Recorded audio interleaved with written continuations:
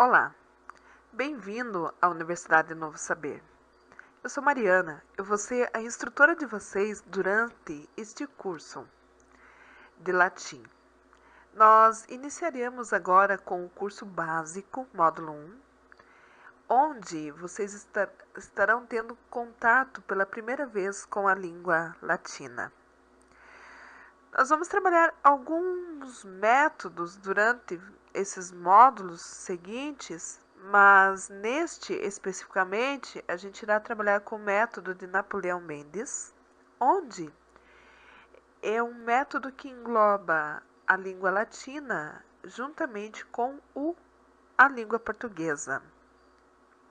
Para nós conseguirmos compreender o latim de uma forma eficaz, é necessário que nós entendamos, em primeiro lugar, o nosso idioma, para que assim nós possamos traduzi-lo, textos, de forma correta, como realmente deve ser traduzidos.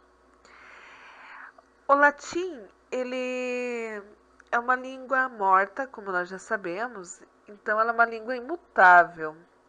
E ela proporciona para nós um poder cognitivo muito alto, devido a ela ser uma língua que exige muito a nossa concentração, ela exige a nossa dedicação. Então, esse trabalho faz com que nós organize os nossos pensamentos. É como se nós estivéssemos fazendo uma lapidação interna. Nisso entra o nosso autoconhecimento, a gente começa a conhecer a nós mesmos durante esse curso. Então, eu digo a vocês para não encarar esse curso como apenas algo de conhecimento que vocês vão adquirir, mas sim como algo que pode estar contribuindo para o teu desenvolvimento interior, para a tua evolução, né? Para o teu desenvolvimento espiritual também, que esse é um dos objetivos do latim. Bom, nós vamos iniciar nosso curso através de uma breve introdução sobre com algumas coisas, assim, alguns fatos importantes sobre o latim. E para que não fique muito longo também, eu fiz apenas alguns tópicos aqui. É óbvio que tem muito mais, né? Nós podemos aprofundar muito sobre a história do latim, mas a proposta desse curso não seria tanto aprofundar a história, mas sim a gente logo iniciar com as atividades. Então, eu só vou fazer um breve comentário sobre o latim e quem tiver interesse, de repente, em aprofundar mais, a gente pode estar, talvez, trazendo outros materiais referentes à história do latim. Bom, aqui a gente vai falar um pouquinho sobre a origem e a evolução. O latim, ele deriva de línguas arcaicas faladas no Lácio e em Roma, consolidando-se gramaticalmente a partir do século III a.C. Do local de sua origem, Lácio, região da Itália Central Latium, no idioma deles, provém o nome latim. Então a gente vê que tudo tem uma raiz, né? Então a língua ela se chamou latim devido a essa região de Latium, né? Que é a região central da Itália. Bom, ela teve seu período clássico entre os anos 81 a.C. e 17 d.C., que foi a época dos principais escritores latinos, Cícero, César, Virgílio, Horácio, Ovídio, Tito Livio, entre outros. Assim, a questão é o que? Saber que nós, aprendendo latim, a gente vai poder pegar esses originais, né? Esses livros originais de Cícero, de César, que foram grandiosos escritores, foram pessoas que tiveram uma influência muito grande em sua época, né? E que realmente têm escritos maravilhosos que contribuem para o nosso conhecimento e para o nosso desenvolvimento, né? E ter essa oportunidade de pegar um original desses escritores e traduzir fielmente dentro daquilo que nós entendemos não tem preço, né? É fantástico isso. Bom, o apogeu do Império Romano e as guerras de conquista levaram o latim popular, falado pelos soldados romanos, para outras regiões da Europa, onde, interagindo com os idiomas locais, deu origem às línguas neolatinas. Aqui, então, a gente pode perceber que o latim ele é considerado uma das línguas mães, né? O alfabeto latino ele vem do grego e, através do latim, todas as línguas neolatinas surgiram, né? Por influência do latim devido a essa expansão do Império Romano, principalmente nas regiões europeias, onde esses países europeus eles colonizaram outros países e esses outros países surgiram então outras linguagens e que são derivadas do latim, principalmente o português que a gente fala hoje, que é uma das línguas mais parecidas com o latim. Nós temos o espanhol, que teve sua influência grandiosa também.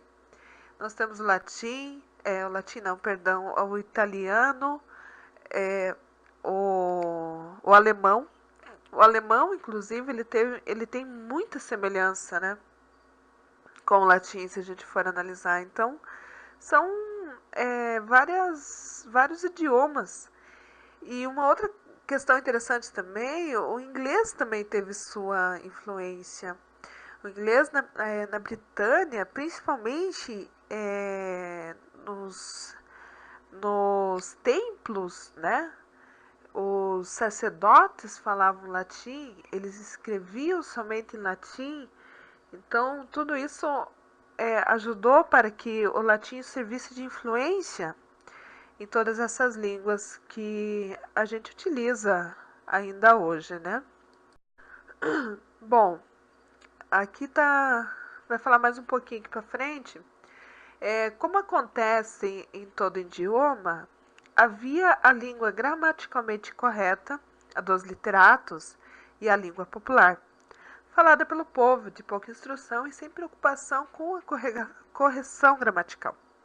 Foi essa última que se espalhou pela Europa e no caldeirão dos dialetos regionais comandou a formação das línguas neolatinas, inclusive o português. Então, aqui, assim como acontece com o português, aconteceu com o latim.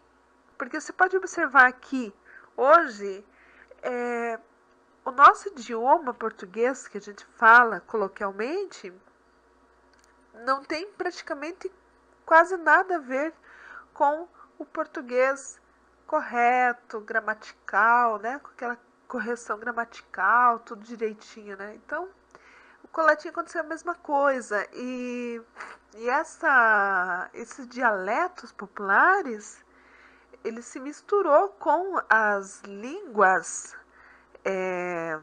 do povo, né? As línguas de cada vernácula de cada povo, surgindo assim então essas outras línguas, né?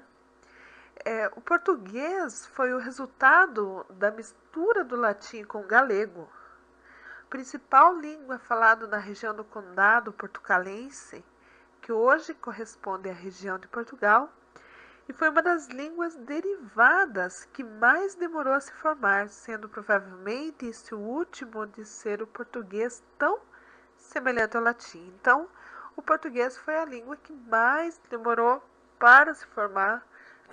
Toda a história da língua portuguesa, a gente percebe que, devido a essa demora, ela se tornou muito semelhante, né? E para nós, hoje, existe uma vantagem, né?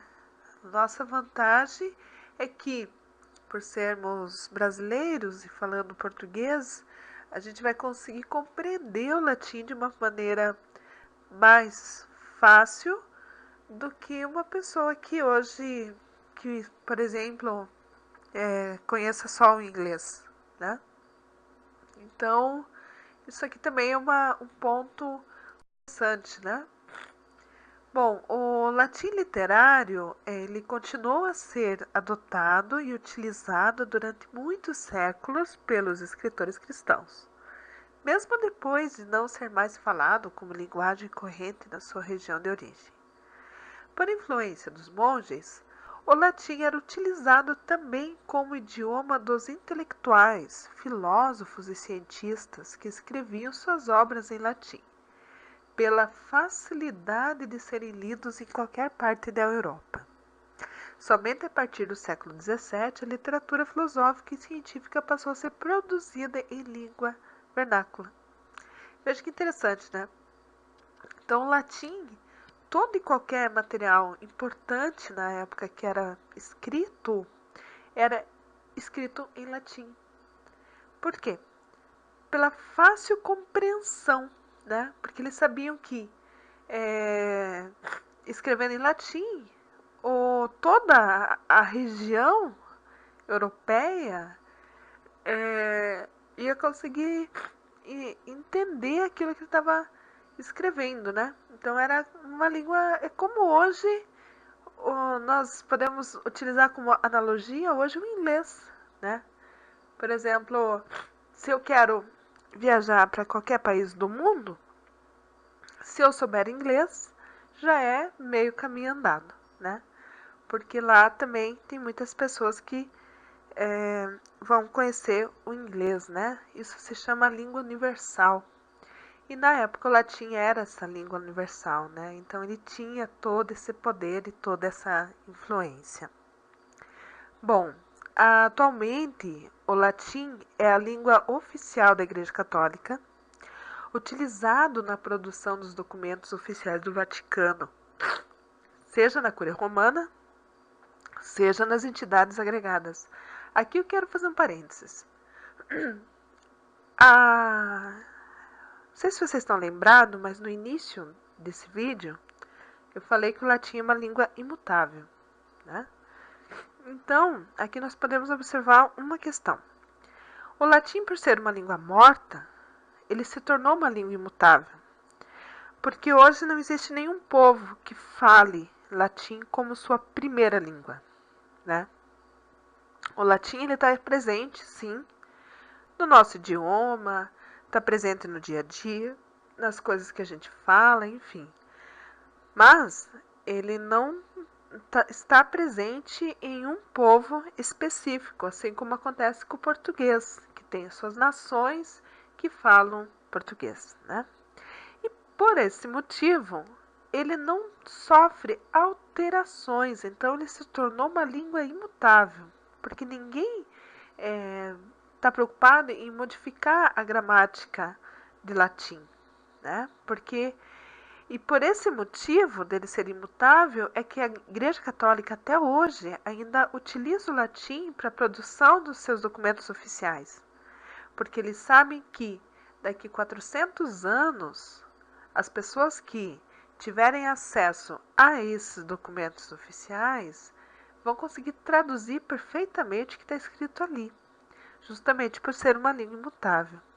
Agora, se nós escrevemos algo em português, daqui 200, 300 anos, a pessoa, para conseguir compreender aquilo que nós escrevemos hoje, ela terá que vir fazer todo um contexto histórico para conseguir entender por quê.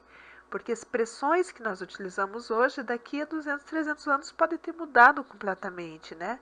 Assim como mudou, né, com o passar dos anos. A gente pode perceber que, pegando um livro da literatura portuguesa, a gente pode pegar um livro de 100 anos atrás, já dificulta o nosso entendimento, né? Justamente porque o contexto histórico e toda a verbalização da língua, ela se torna diferenciada, né? Bom, vamos prosseguir aqui. As universidades pontifícias de Roma, por exemplo, expedem seus diplomas em latim ainda.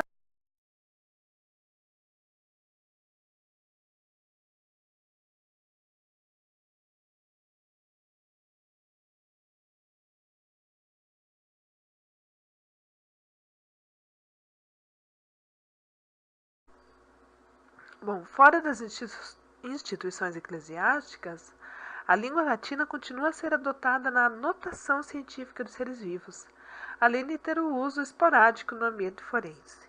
Então, tem muitos que ainda utilizam a língua latina, inclusive em livros de ciência, a gente observa, né, que assim, os seres vivos, todos eles têm o seu nome em português e têm o seu nome científico, que a gente chama, que é aquele nomezinho em latim.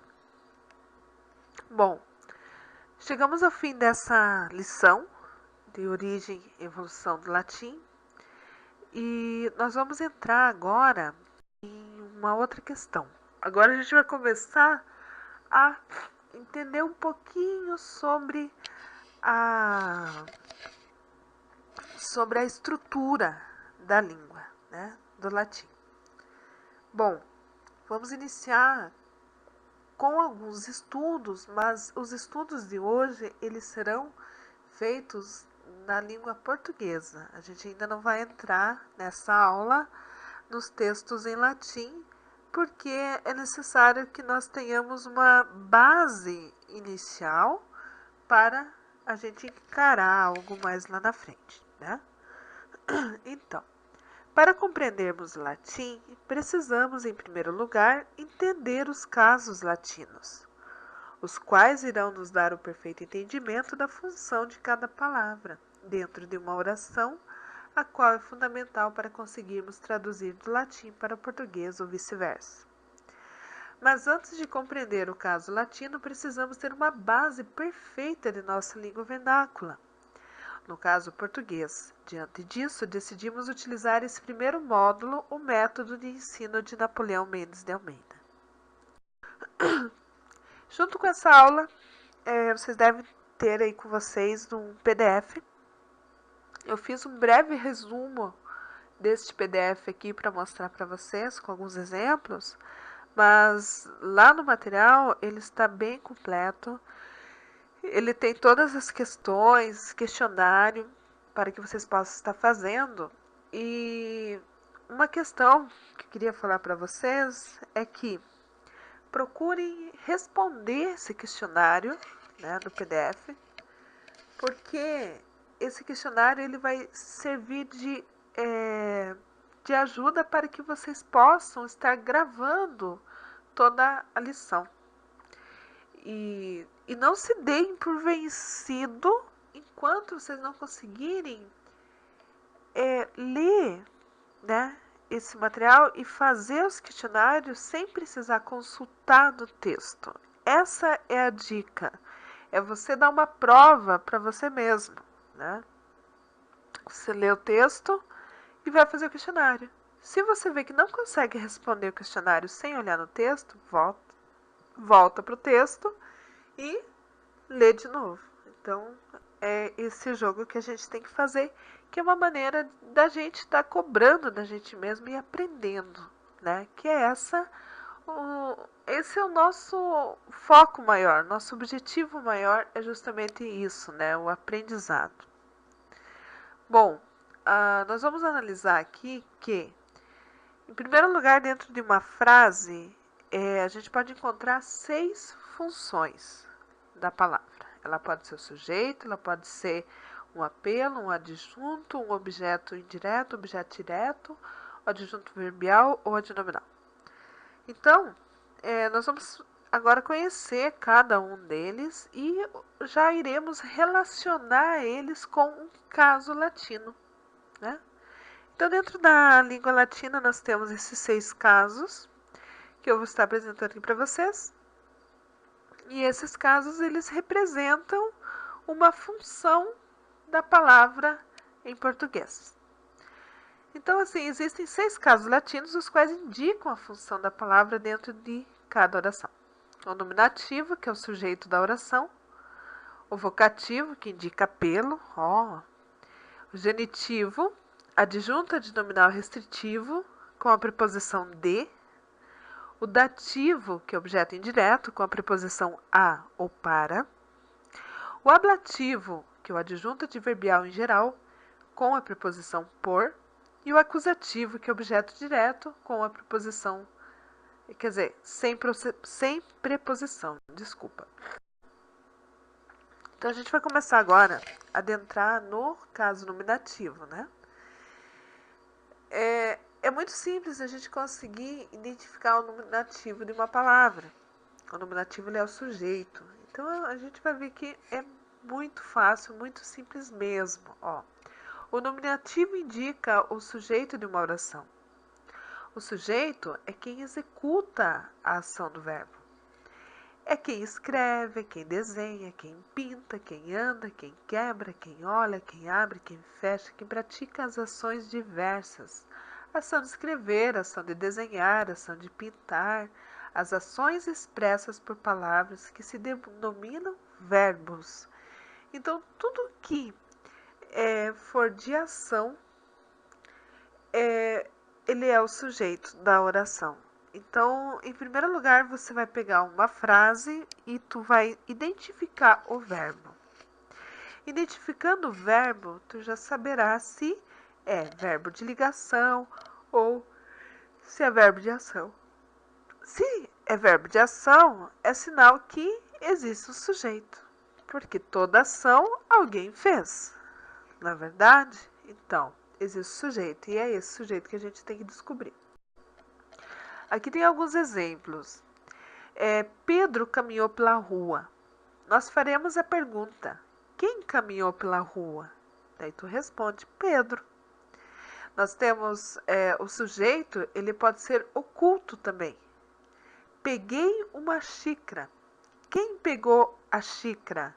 Aí a gente vai analisar o tempo verbal. Peguei. Peguei está na primeira pessoa, então eu peguei uma xícara, né? O sujeito ele pode ser também composto, por exemplo, Pedro e João quebraram o portão com seus brinquedos. Quem quebrou o portão com seus brinquedos? Pedro e João. Então, aí nós temos um sujeito composto porque tem mais de um indivíduo, no caso, realizando a ação. Bom, aqui a gente tem o caso vocativo agora, né? Que é o segundo caso. E o vocativo, ele indica apelo ou ordenança. E geralmente na frase vem separado por vírgula ou com o artigo O. Então a gente vai ver aqui a primeira frase. Ó Maria, pega a água para mim.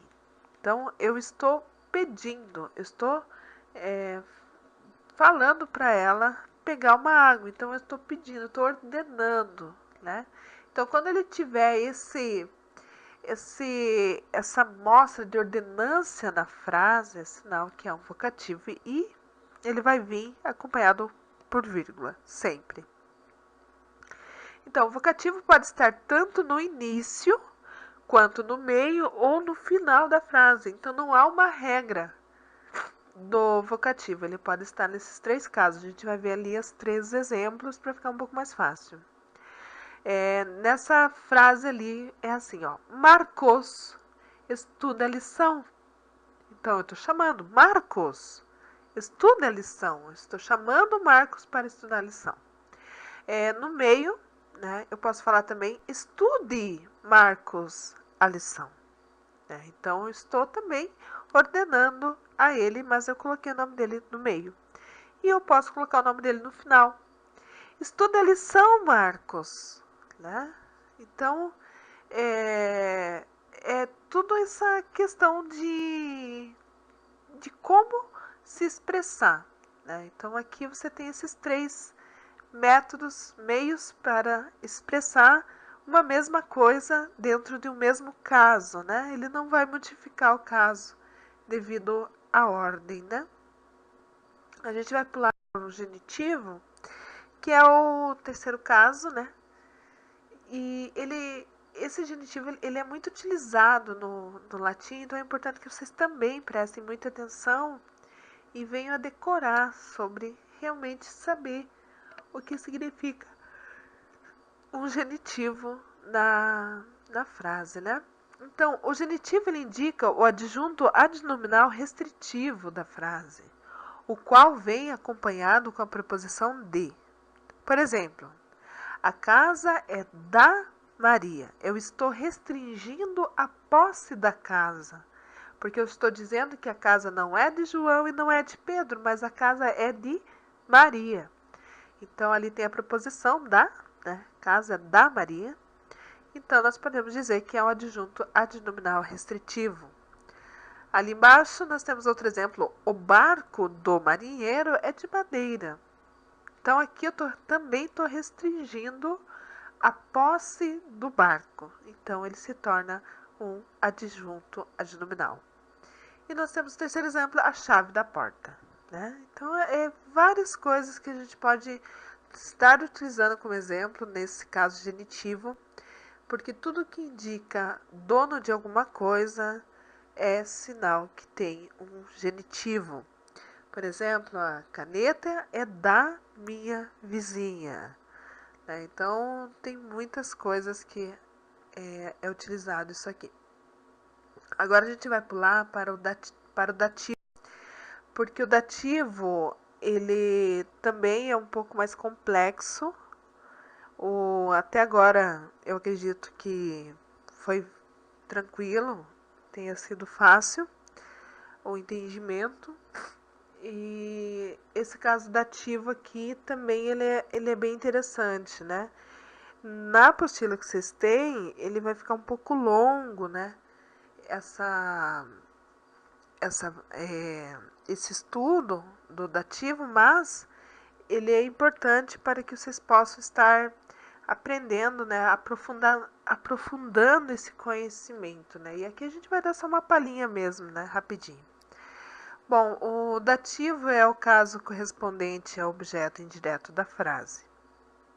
O objeto indireto é o complemento verbal, o qual vem acompanhado por uma preposição, geralmente a ou para. Então, quando você observa numa frase que ela tem uma preposição, é sinal que é o caso dativo, é um objeto indireto. Então, entreguei as flores para Maria. As cartas são para Maria. Então, a gente pode analisar aqui que quando eu utilizo o para, ou quando eu utilizo o acraseado, que eu posso utilizar o acraseado também, ele é um objeto indireto, porque ele tem uma preposição entre o verbo e a parte do objeto. Nós temos o caso ablativo. O ablativo, ele é os adjuntos adverbiais, em geral, os quais também são acompanhados por preposições. Então, o ablativo, a gente vai observar aqui que são vários, né? E nós temos alguns exemplos deles para que a gente possa estar compreendendo, então, essa outra função na frase que é diferente de todas as outras, né? Então, nós podemos ter um adjunto adverbial de lugar, que ele indica onde, donde ou aonde e por onde, né? Então, ele indica esses três movimentos que a gente pode estar acontecendo dentro de uma frase. Então, exemplo ali, de onde estou na sala, né? Estou no sofá, estou no computador, estou no banho. Então, tudo isso é um adjunto adverbial de lugar. Nós temos dentro de lugar ainda o donde, né? Ou aonde, né? que indica em algum lugar que ele está fazendo movimento. Ele não está, por exemplo, quando eu falo eu estou na sala, é sinal que eu estou dentro da sala. Mas quando eu estou saindo da sala, então eu não vou dizer que eu estou na sala. Eu estou saindo da sala, né? Eu estou entrando na sala. Aqui nós temos um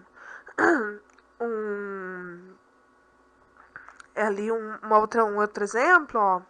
O avião vai sair do campo, né? Então ele está saindo de lá. Então também é um lugar, também é indicação de lugar. E o terceiro é por onde, né? Eu vim pelo melhor caminho. Então esse também ele significa lugar, porque ele está indicando um lugar, né? Eu vim pelo mar, por exemplo, né? Eu vim pela estrada, eu vou pelo carreiro, né? Então, quando se indica esse movimento de ir e de vir, a gente vai dizer que é lugar. Nós temos aqui embaixo o de tempo, que ele também entra dentro dos adjuntos adverbiais, é o segundo adjunto adverbial, e esse adjunto de tempo, ele é quando ou há quanto tempo, né? Por exemplo, ó, no verão os corpos se distendem. Isso ele está indicando quando. Quando que o corpo se distende? É no verão, né? Então a gente vai analisar isso daí. É a mesma coisa que utilizar numa outra frase, por exemplo, frio, né? No inverno faz muito frio, né? Então, quando que faz muito frio? É no inverno, né? E nós podemos dizer também aqui outro caso que é há quanto tempo? Somos assim desde criança. Então, quando indica uma época, né? Quando indica um momento na história, nós podemos dizer também que tem o adjunto adverbial de tempo, né? Então, nós podemos utilizar isso daí. Nós temos ainda mais alguns que entra dentro do ablativo que a gente vai ver agora. Esse outro adjunto aqui é de modo, né? De modo, ele significa a maneira com que a pessoa vai se expressar, o jeito dela, né? Por exemplo, aí na frase, ó, não peça com tanta insistência, né? Eu posso dizer também, não cozinhe com tanta pressa, né? Keep calm, para descontrair um pouquinho, tá, pessoal? Mas assim, a gente pode utilizar essas frases, né? A gente pode estar identificando elas, então, como o ablativo, né? Com tanta insistência, ela tem a preposição com, né? Que indica o modo. Nós temos aqui de companhia, que também tem a preposição com, mas ele é um pouco diferente. Companhia com alguém, né? Então, quando eu indico que eu estou com alguém, isso é um adjunto também adverbial de companhia. Farei fortuna com meu irmão, né? Com quem eu farei fortuna? Com o meu irmão. Nós temos de instrumento ou meio, comemos com o garfo, né? A gente, podemos dizer assim, tomamos café com a xícara, né? Então, toda essa, também, quando a gente, é fácil de a gente identificar dentro de uma frase, né? Nós temos também o adjunto de causa ali, ó, quebrou-se por culpa do menino. Então, quando tiver culpa de alguém, é de causa. Então, nós também está dentro do ablativo. E, por fim, nós temos matéria. A matéria é a composição do objeto a ser falado. O anel é de ouro, a xícara é de vidro, o caderno é de papel. Então, tudo isso a gente também está colocando dentro do ablativo e do adjunto adverbial de matéria. E agora a gente vai ver o último caso, que é o acusativo. Bom, O acusativo, ele é objeto direto. Então, observe, o dativo é objeto indireto. E agora a gente está vendo que o acusativo é o objeto direto. O acusativo é objeto direto, que é o complemento do verbo, o qual não é ligado por preposição, porém pode haver um artigo entre ambos. Exemplo: amo uma menina. Pego o dinheiro. Vocês podem observar que entre amo e menina não tem preposição, mas tem apenas um artigo. Então, nós podemos dizer que é um objeto direto, porque ele não precisa de nenhuma preposição. Então, ele entra dentro do caso do acusativo. É muito simples, basta a gente parar para nós estudarmos, né? Eu peço que vocês leiam com muita atenção o PDF que está em anexo, tá? Porque é ele que vai dar a base para vocês entenderem todo e qualquer estudo de latim daqui para frente. Então, se a gente não conseguir entender perfeitamente essa lição que nós estamos passando hoje, não vai adiantar, por exemplo, vocês prosseguirem para os próximos estudos, as próximas aulas, porque vocês não vão ter uma dificuldade maior. Então, eu peço que vocês estudem com bastante dedicação e afinco, né, nesse material. E nós vamos nos encontrar, então, na quinta-feira. Faremos o nosso Hangout ao vivo. E nesse Hangout, eu posso estar sanando algumas dúvidas de vocês quanto ao material ali. A gente pode estar batendo um papo e observando para ver como que está o andamento de vocês. Inclusive, a gente aceita também sugestões de materiais ou então de métodos de trabalho para a gente estar sempre aprimorando, né? Aprimorando cada vez mais esses cursos e todo esse aprendizado que nós estamos realizando. Um grande abraço a vocês. Essa foi então a primeira aula e voltamos a nos encontrar.